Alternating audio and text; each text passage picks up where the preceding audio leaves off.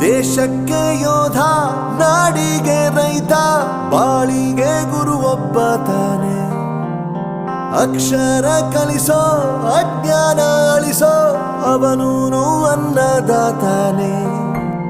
ತಪ್ಪು ಸರಿಯ ತಿದ್ದಿ ತಿಳಿ ಹೇಳಿ ಸಮಬುದ್ಧಿ ನಮ್ಮ ಚಿತ್ತ ಶುದ್ಧಿಯಾಗೋ ಹಾದಿ. ಎಷ್ಟೇ ದೂರ ಹೋದ್ರೂ ಮರಿಬೇಡ ನಿನ್ನ ಬೇರು, ನಿನ್ನ ಸಾಧನೆಗೆಲ್ಲ ಇದುವೇ ಆದಿ. ಪಾಠಶಾಲಾ